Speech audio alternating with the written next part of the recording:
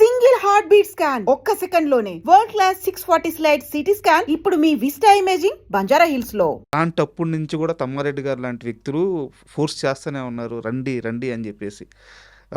So ఆ కష్టం అంతా తెలుసు సార్, నాకు మీరు పడ్డ కష్టం అంతా తెలుసు.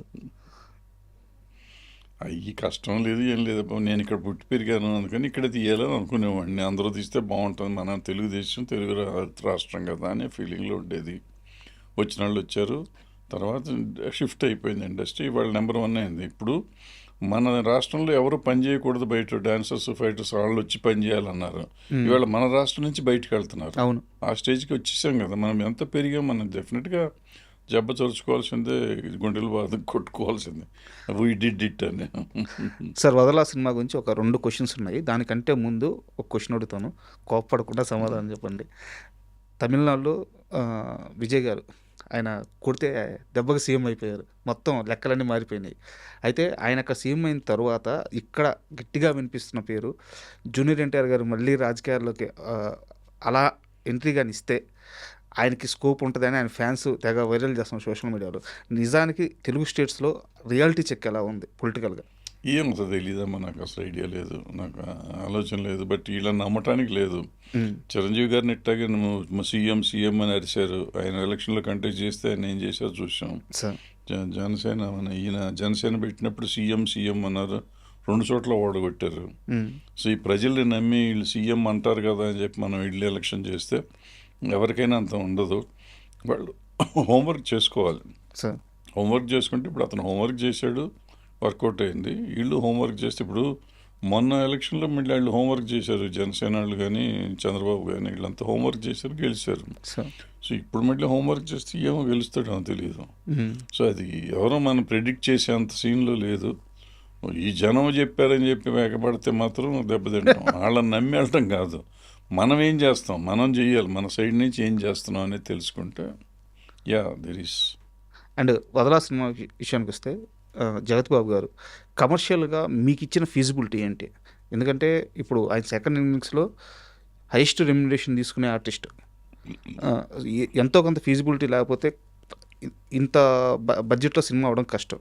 అంటే ఫీజిబుల్ కదా, ఆయన అడిగినంతే ఇచ్చాం మనం. బట్ తగ్గించే అడిగారు ఆయన, తగ్గించినంత ఇచ్చాం, సరిపోయింది.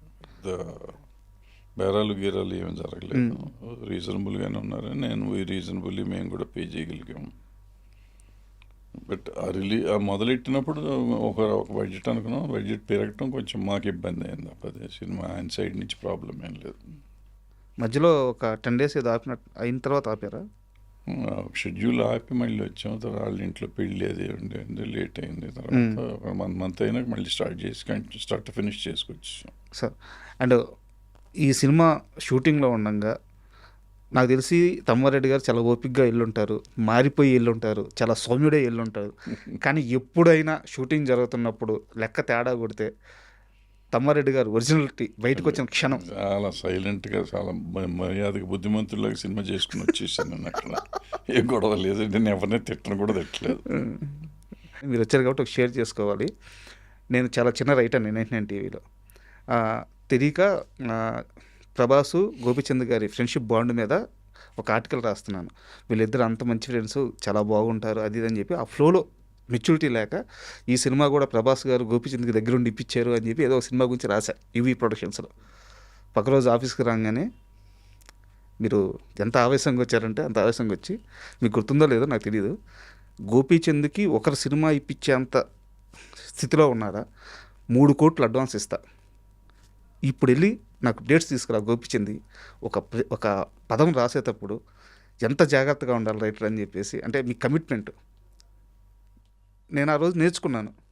అంటే కోప్పడ్డారు కానీ నేర్పించారు. సో నేను ఎందుకు అడుగుతున్నాను, తమ్మారెడ్డి గారు కోప్పడితేనే మనుషులకి లాభం. అట్లని కాదు, ఆ సినిమా అతననే కాదు, ఇప్పుడు రోజు నేను చూస్తుంటాను, మీడియా చూసినప్పుడు నాకు ఆవేశం వస్తూ ఉంటుంది. బట్ మనకెందుకు ఊరుకుంటాం. పలానా హీరోయిన్కి సినిమాలు లేవంట, పలానా హీరోకి సినిమాలు లేవంట. వాళ్ళు ఖాళీగా లేరు, ఖాళీగా ఉంటున్నారు వాళ్ళు. సార్ వాళ్ళకి రెమ్యునరేషన్స్ పెరిగిపోయినాక చూస్ చేసుకుంటున్నారు. పూర్వకాలం రెమ్యునరేషన్ చాలా తక్కువ ఉండేది కాబట్టి ఒక్కొక్కళ్ళు 10 ఎన్టీ రామారావు గారు 12 సినిమాలు చేసిన సంవత్సరం ఉంది. సార్ సంవత్సరంలో 12 రిలీజ్ అయినాయి ఆయనకి. కృష్ణ గారికి 16, 17 అయింది. సో ఇట్లా రిలీజ్ చేసిన వాళ్ళు ఉన్నారు సినిమా డైరెక్ట్. ఆ రోజు రెమ్యునరేషన్ తక్కువ, ఇవాళ ఇచ్చే రెమ్యునరేషన్కి 3 ఏళ్ళ కోట్ చేస్తే కూడా చాలా అన్న లెవెల్లో ఉంటున్నారు వాళ్ళు. సార్ ఈ 100 కోట్లు ఇందాక మీరు అన్నారు కదా, సో బయటికి రావట్లా. సో హీరోయిన్లకు కూడా రెమ్యునరేషన్స్ పెరిగిపోయినాయి.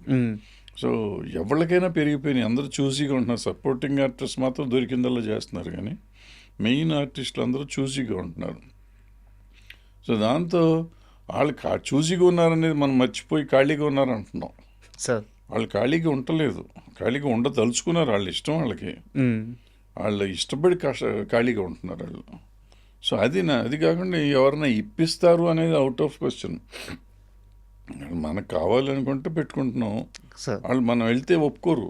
మీరు అన్ని రోజుల తర్వాత మొన్న స్టేజ్ మీద కూడా మళ్ళీ అదే మాట అన్నారు, ఇక్కడ ఎవరు ఏమి చేయరు, ఎవరికి ఎవరు ఏమి ఇప్పారు, మనకు మనమే చేసుకోవాలన్నారు. అండ్ చోటాకే నాయుడు గారి గురించి చెప్పండి. అంటే ఆయన యాక్చువల్గా భారీ బడ్జెట్ సినిమాలన్నీ ఆయన హ్యాండిల్ చేస్తూ ఉన్నారు. బట్ ఈ ప్రాజెక్ట్లోకి ఆయన రావడానికి కారణం ఎవరు అంటే జగపతి బాబు గారా, మీరా? జగపతి బాబు నాకు అసలు పెద్ద పరిచయమే, కానీ నేను ఆయన అడుగుతానికి భయపడేవాడిని. ఎందుకంటే నా సినిమా అంత బడ్జెట్ భరించలేదు, ఆయన అంత బడ్జెట్ భరించలేదు. అడగటానికి కూడా నాకు భయం, ఎందుకంటే ఆ సినిమాని అడిగి అతను ఇప్పుడు ఎవరినైనా కానీ ఇన్సల్ట్ చేయకూడదు. అతను ఏదో ఒక రెమ్యునరేషన్ అంటే నేను అంత ఇవ్వలేనని చెప్పి తగ్గించమని అడగలేను, నేను ఇవ్వలేనని చెప్పలేను. నా స్టైల్ ఎట్లా ఉంటుందంటే, మిమ్మల్ని పిలిచాను అనుకోండి, నేను ఎంత ఇస్తాను నేను చెప్పటమే, మీరు అడిగే అవకాశం ఉండదు. సో చోటా దగ్గర ఆ ఛాన్స్ ఉండదు కదా. సో ఆయన అడిగినంత నేను ఇవ్వలేను, నేను ఇచ్చినంత అతను తీసుకోలేడు. సో అందుకని నేను అసలు వద్దని నేను అడగను అన్న. జగపతి బాబు గారు నేను అడుగుతాను, మీకు అబ్జెక్షన్, మీరు అడగండి సార్, బట్ నా బడ్జెట్లో అంత ఉండవు, మరి జాగ్రత్త ఆలోచించుకోండి, మాట పడకూడదు మీరు కానీ నేను కానీ అన్నా. సో ఆయన వెళ్ళి మాట్లాడుకున్నాడు, ఏం మాట్లాడాడు ఏం చెప్పాడు నాకు తెలీదు.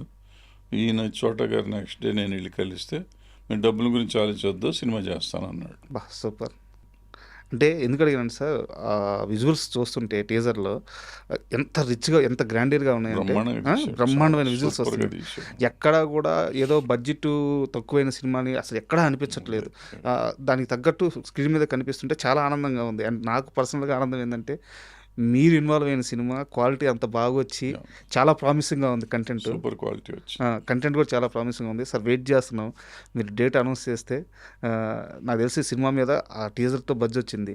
సో ట్రైలర్ వస్తే సాంగ్స్ అనేవి వెయిట్ చేస్తున్నాం sir. All the best. Thank you sir. Thank you.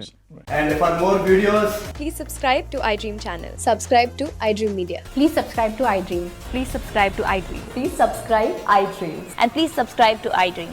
For more videos, subscribe to iDream. please like, share and subscribe to the channel. Congratulations, iDream. Subscribe to iDream. Subscribe to iDream. So subscribe to iDream Media. iDream ki iDream team andarki huge congratulations. Please subscribe iDream Media. Please subscribe to iDream. Subscribe iDream. Please subscribe to iDream. iDream అంటే నా కళల channel subscribe చేసుకున్న నోరు తిరుగుతలేదు, మీరైతే గంట గుర్తు కొట్టండి. For more such videos, please subscribe to iDream. Subscribe to iDream. Please subscribe to iDream. Please subscribe iDream Media. Please do subscribe to iDream. Please subscribe to iDream Media. For best entertainment and information, please subscribe iDream. And don't forget to subscribe to iDream.